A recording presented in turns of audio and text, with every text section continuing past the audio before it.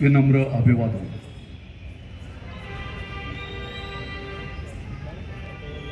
आज या ठिकाणी एकाच वेळी 3 अशा महत्त्वाचं आयोजन केलेलं होतं। पहिलं म्हणजे या ठिकाणी आदरणीय प्राचार्य कांबळे साहेबांच्या 75व्या वर्षाच्या निमित्ताने त्यांचा वाढदिवस आपण या ठिकाणी साजरा केला। त्यानंतर त्यांच्या 75 वर्षाच्या कार्याचा आढावा घेणाऱ्या गौरव ग्रंथाचं प्रकाशन या ठिकाणी केलं आणि त्याचबरोबर मला असं वाटतं की पहिल्यांदाच मी पाहतोय की या ठिकाणी आजोबा आणि नातीचा वाढदिवस हा देखील आपण साजरा केलेला आहे।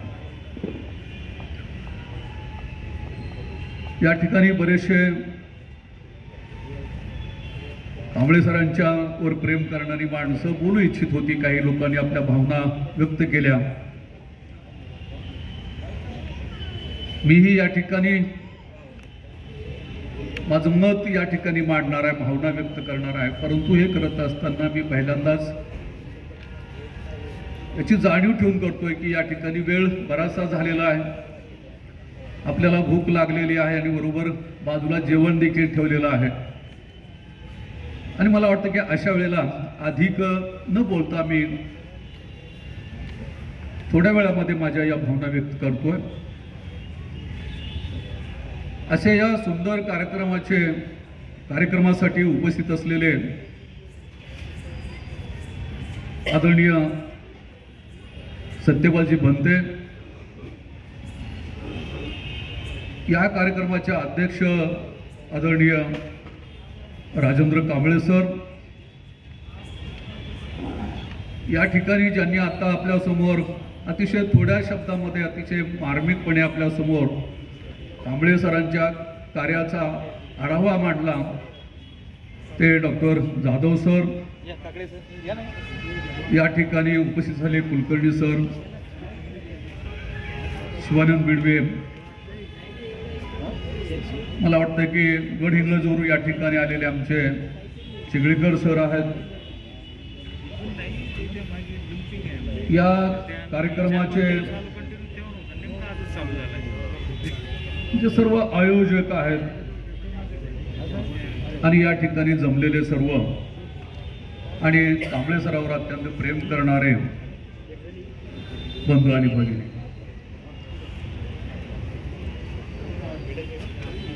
सरांनी प्राचार्य म्हणून, प्राध्यापक म्हणून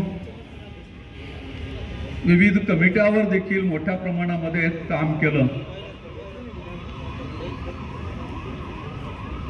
हे तर सर्व ज्ञात आहेत, परंतु मी त्यांच्याकडे जेव्हा पाहतो त्यावेळेला अतिशय शांत, मितभाषी एक आदर्श व्यक्तिमत्व या ठिकाणी आहे। आणि त्यांचा हा गौरव जो आहे या ठिकाणी त्यांचेच बंधू मिलिंद महाविद्यालयाचे प्राध्यापक आणि उपप्राचार्य चापुरीकर सरांच्या उपस्थितीमध्ये होतं, ही गोष्ट अतिशय महत्त्वाची आहे।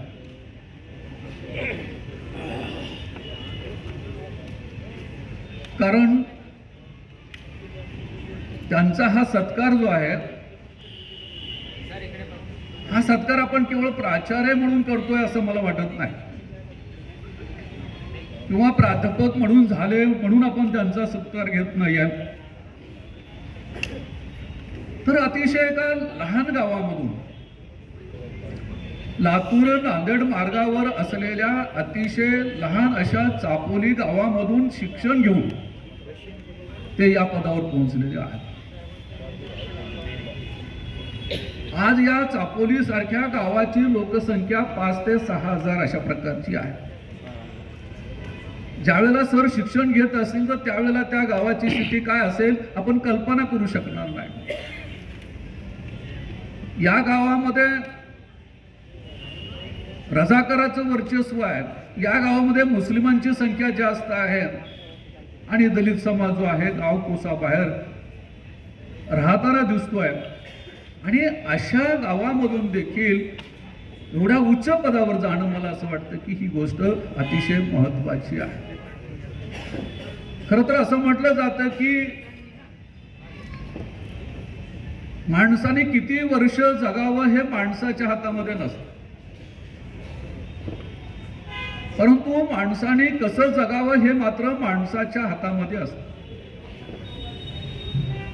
आपण जगत असताना कोणत्या मार्गाने जायचं हे माणसाच्या हातामध्ये असतं. आपल्या जीवनाचं सोनं करायचं की हे जीवन व्यर्थ घालवायचं हे माणसाच्या हातामध्ये असतं. आणि नेमकंच या ठिकाणी कांबळे सरांनी आपल्या जीवनाचं सोनं करण्याचं काम केलं आणि त्याचबरोबर त्यांच्या परिसरामध्ये त्यांच्या संबंधामध्ये आणणाऱ्या माणसाचं सोनं करण्याचं काम देखील त्यांनी केलेलं आहे. त्यांचा हा आतापर्यंतचा प्रवास जर आपण पाहिला, लहानपणापासून ते वयाच्या 75 पर्यंतचा संवाद जर आपण पाहिला, त्यांचा प्रवास पाहिला तर अतिशय अद्भुत अशा प्रकारचा आहे. परंतु एक गोष्ट मी सातत्याने पाहिलेली की हा प्रवास करत असताना त्यांना त्या ठिकाणच्या व्यक्तींनी प्रेरणा देण्याचं काम केलेलं आहे. त्यांचा प्रवास मी असं म्हणेन की त्यांची जन्मभूमी हा पहिला प्रवास इथून सुरू झाला. दुसरा प्रवास मी म्हणेन की या ठिकाणी त्यांची प्रेरणा भूमी आहे आणि तिसरी आहे म्हणजे त्यांची कर्मभूमी. कांबळे सरांची जन्मभूमी चापोली आहे आणि या चापोली गावामधून त्यांना प्रेरणा देण्याचं काम कुणी केलं असेल, त्यांना पुढे जाण्याचं बळ कुणी दिलं असेल. मला असं वाटतं की आज दिनी त्या व्यक्तींची आठवण करणं गरजेचं आहे आणि ते प्रेरणा देणारी व्यक्ती म्हणजे त्यांचे आई वडील होते हे आपण लक्षात घेतलं पाहिजे. त्यांना प्रेरणा देणारे आई वडील हे फार शिकलेले नव्हते, काबाड कष्ट करणारे होते. घरामध्ये प्रचंड अशी श्रीमंती नव्हती, अतिशय दारिद्र्य होते. अशा अवस्थेमध्ये देखील त्यांना प्रेरणा देण्याचं काम त्या अशिक्षित आई वडिलांनी केलेलं आहे. म्हणून पहिलं प्रेरणास्थान त्यांच्या आई वडील होते.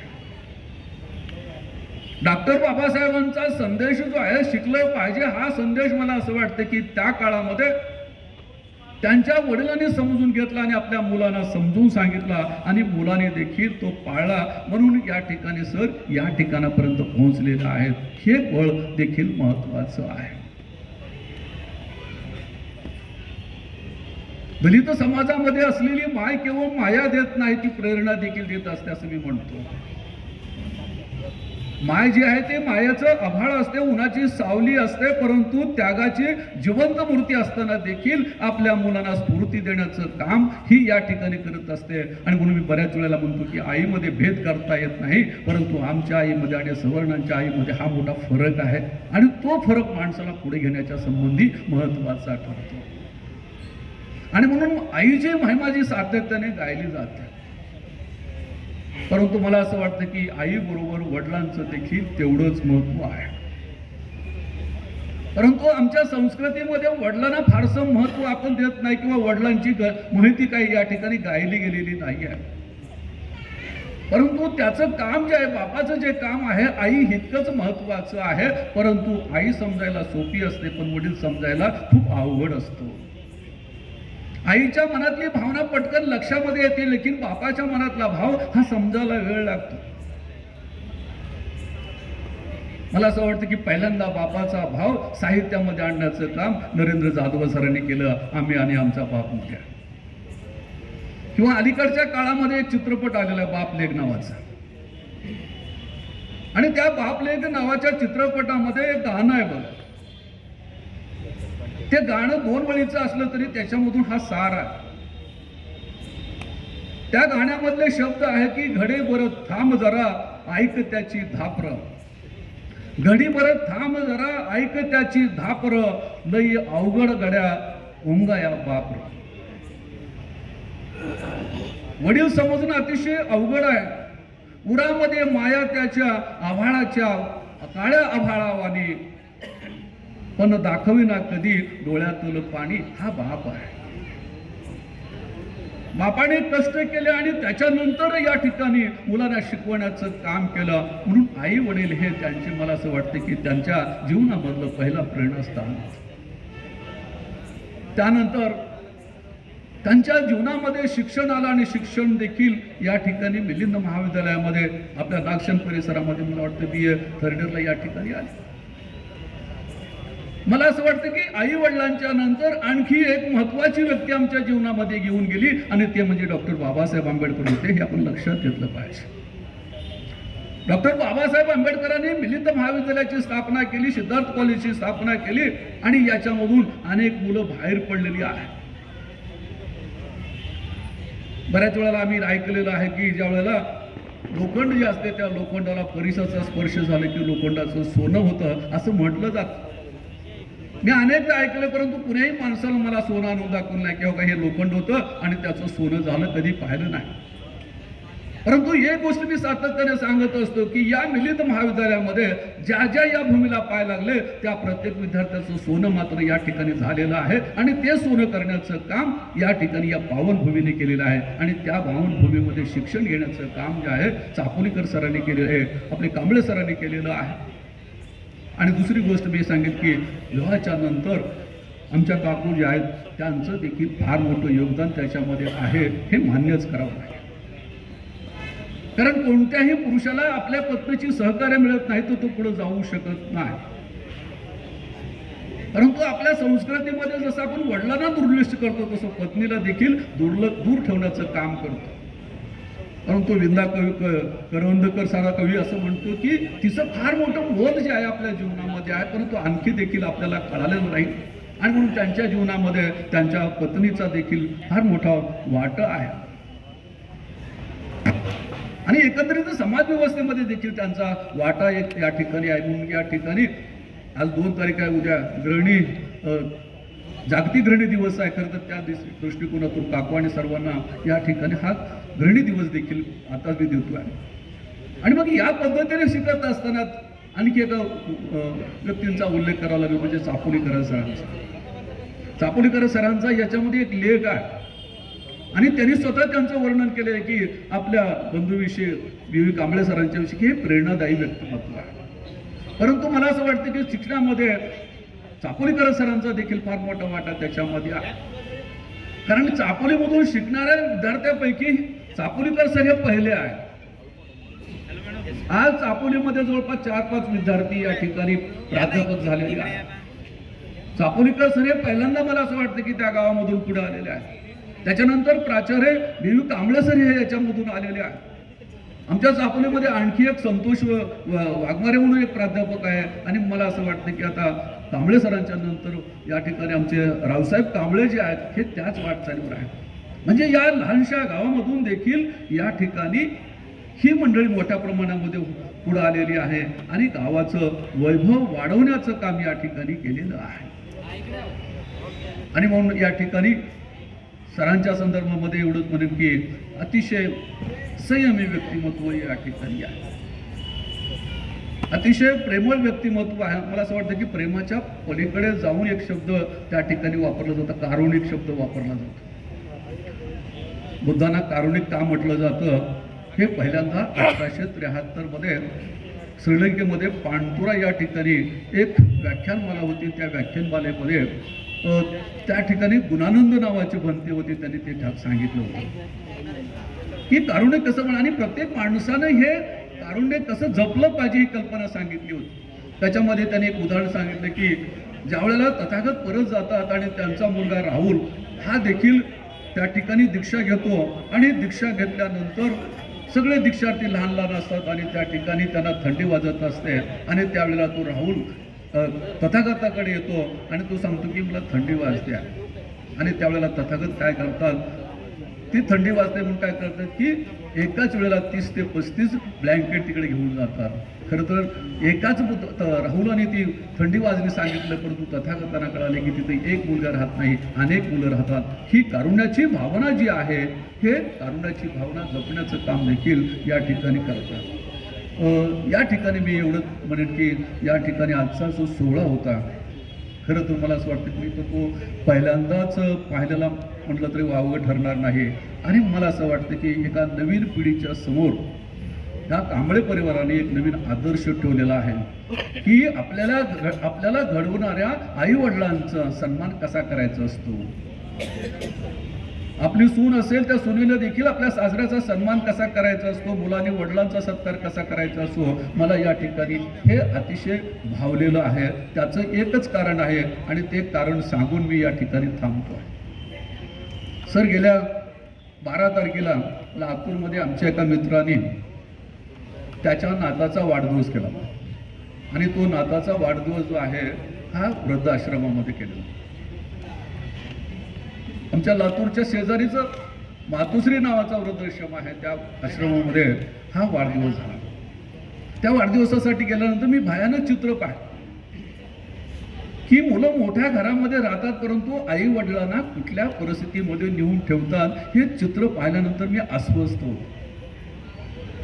परंतु आज मी पाहिल्यानंतर असं वाटलं की जसं विद्रूप चेहरा या समाजाला आहे, तसा एक चांगला चेहरा देखील या समाजामध्ये आहे. आणि त्याच्यामध्ये एक गोष्ट मला जी खटकली ती या ठिकाणी सांगतो आणि मी थांबणार आहे. ठिकाणी ज्या वेळेला तो कार्यक्रम झाल्यानंतर आम्ही सहज त्या सगळ्या वृद्धाश्रमामधल्या माणसांच्या भेटी घेतल्या. भेटी घेत असताना मी एका आजीजवळ गेलो. त्या आजीचा मुलगा, जसं सरांनी मला सांगितलं की मुलं या ठिकाणी किती मोठे आहेत, कशावर अवलंबून असते, तर तुम्ही तुमच्या आई वडिलांचा सन्मान किती करता याच्यावर अवलंबून असते. ती परभणी गावामधल्या का देशमुखाची ती आई होती. मला धक्का बसला त्यांचं नाव सांगितलं, कारण त्या ग्रस्ताला मी ओळखत होतो. आणि मग त्या आईला भेटल्यानंतर ती आई म्हणाली, मी आईला म्हणालो की तुम्ही तुमच्या मुलाला ओळखतो असं म्हणणार होतो, पण मला असं वाटलं की त्यांना आणखी खूप वाईट वाटलं. आणि त्या आईजवळ गेल्यानंतर ती आई म्हणाली की साहेब, तुम्ही राहायला कुठं असता? मी म्हटलं लातूरमध्येच असतो. तुम्ही मला एक माझं काम कराल का? तुम्ही मला काय काम करायचं? ते म्हणले मला काय करा, मला थोडी हरभऱ्याची भाजी आणून देता का?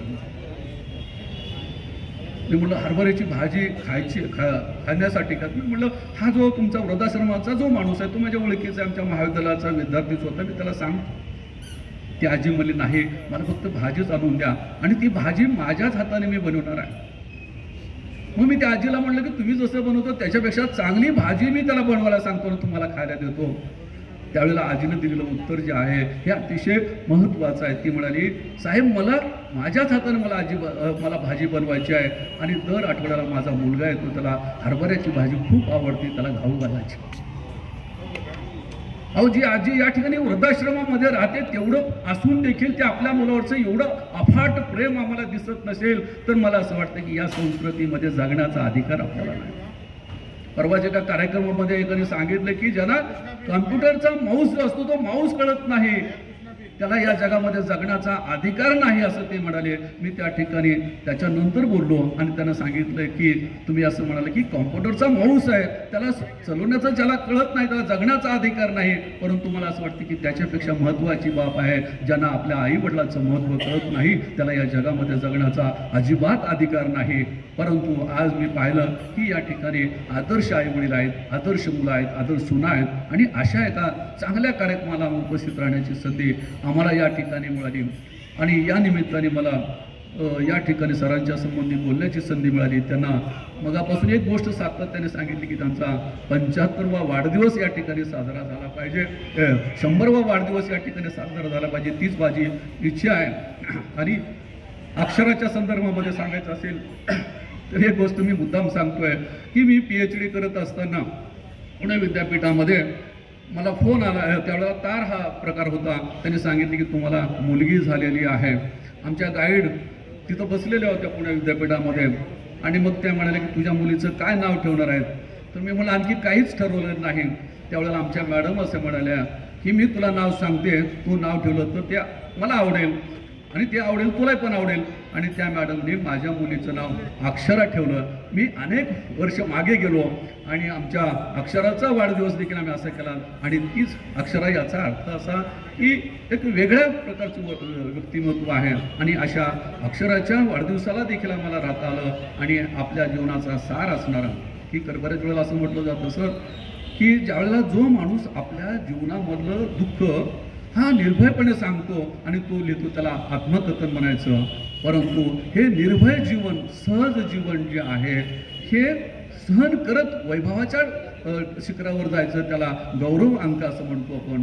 या गौरवांकाचं विमोचन देखील करण्याची संधी या ठिकाणी मिळाली.